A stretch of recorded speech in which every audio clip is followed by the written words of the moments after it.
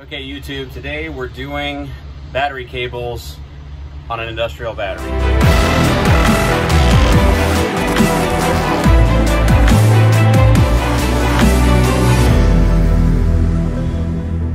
Okay, so sorry about the iPhone. I totally forgot the camera today, so just gonna be, you have to bear with me as this is probably gonna be shaky and have bad angles.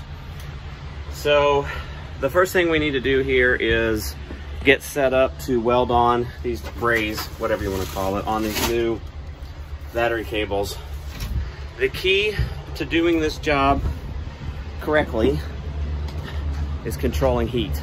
So let me get my setup over the battery that I use before I start welding on these things, and I'll be back. Okay, so what I do is, here is the negative cable, here's the positive cable, and I kind of set this welding blanket on top. It's mostly just to prevent igniting any leftover hydrogen after blowing it off or vacuuming it off, whatever you want to do. And you know, just helps me keep from burning anything. I have done it a bunch of times without this, and I've only ignited hydrogen one time ever, which was, you know, like semi-scary. You don't need to change your underwear, you just need to wipe yourself afterwards. So anyway, let me go ahead. I'm going to drill out these posts here. And this is the tool I'm going to use to do it. This is my drill, and this is my post hole driller, so to speak. I still use cutting oil, even though this is lead.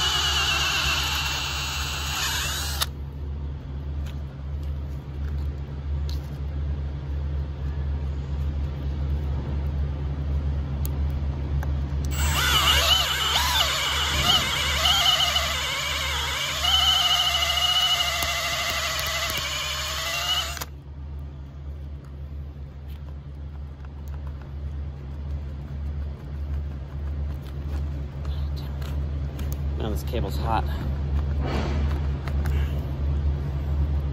There you go. So that is our new post. So let's go ahead and get the new cable on here, and make sure to use your red one.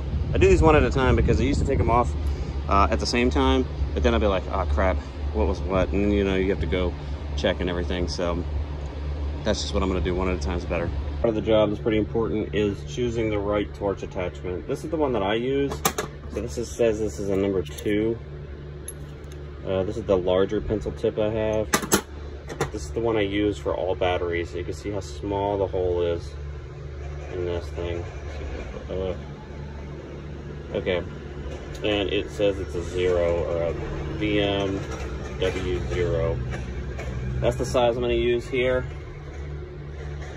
And the key here is that lead is super soft, so you want to make sure you keep the heat low so that you can melt the new lead in very slowly.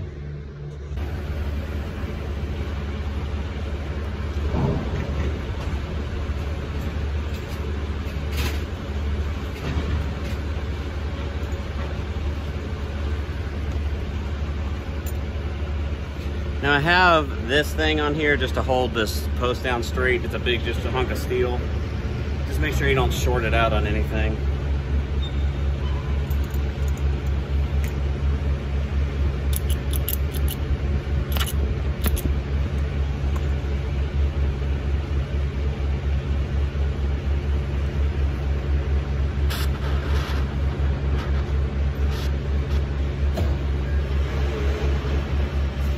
the hardest part right here.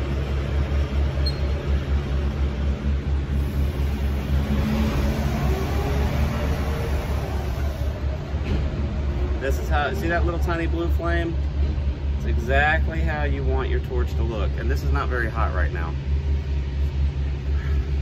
I'm gonna take it here, we're gonna start melting our lead in.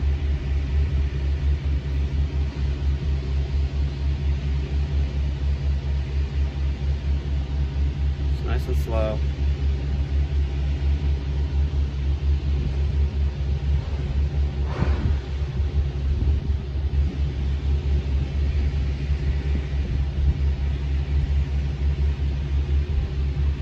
And I like to puddle it and then walk it around. It'll go where it needs to.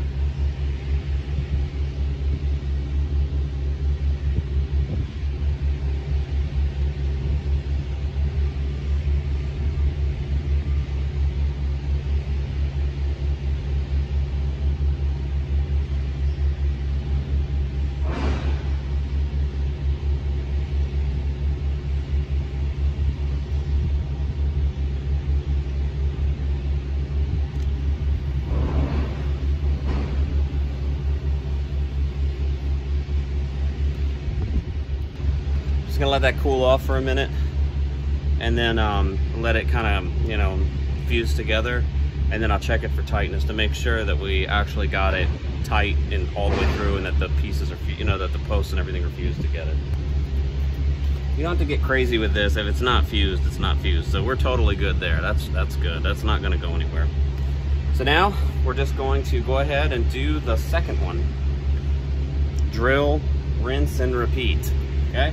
I'll come back when I get done with that. And then we will crimp on the other ends with the connector. Okay, so here's the second one. This one had some impurities in it or something, because, or I've got some weird stuff going on here, but you can, and then you can see where I tried to like keep adding heat to get it to blend better. And this is what happens when you start to get too happy with the heat, is it'll blow through the sidewall of this thing. You really just want to keep the heat down on these as much as possible. If you're going to do a battery thing, this is what you don't want it to look like. This battery cable was replaced by the battery company that services this place. This is a different location. And just look how they did it. You don't want your stuff to look like that. That has a high potential for failure. Okay, so to put the cables on, I use this kit. It's called it's an Easy Red kit, battery cable kit, which is BCK18 is the part number for this kit. And it comes with everything you need to crimp on some new stuff. So go ahead, since I have the negative up here. So you have your little cutter thing here. You just go around, got the insulation. Okay, then you add, see normally this has a attachment right here where you use an impact to cut the cable. Don't need that today. Today we will be using the impact crimper. What I like to do is get this in here and then get it just started a little bit like that, so it won't move. So that one-handed I can see this. Okay. See if I can get that. You go in there like this, and then that's it. You're done. Got a nice crimp, both sides, and as long as the operators don't yank on it too hard, then it will be okay. All right, so let me do the other one. New insulation is always so easy to cut. Where's that other?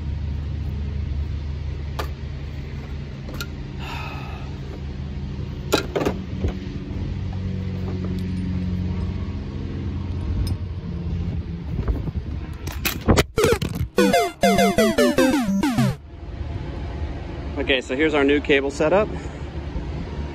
These cables got changed because the customer slammed this hood with the cables, like right here. You can actually see where they arc welded it right here and split the cables open. So they needed new ones. believe it or not, this truck had 2/0 cables on it, and I just thought that was a little small, so I put 3/0 cables on it. I took the insulated boots off of the old cables, and since I have to cut them to get to how they come off, I just zip tie them on, and then I use a little shop vac to clean this up, and that's it. Okay, so I hope that takes away a little bit of the mystery of doing a job like that. You know, when I first started, it kind of seemed like one of those hocus pocus things that only a few guys knew how to do correctly. And it's really not that bad. Just take your time and do a couple little things.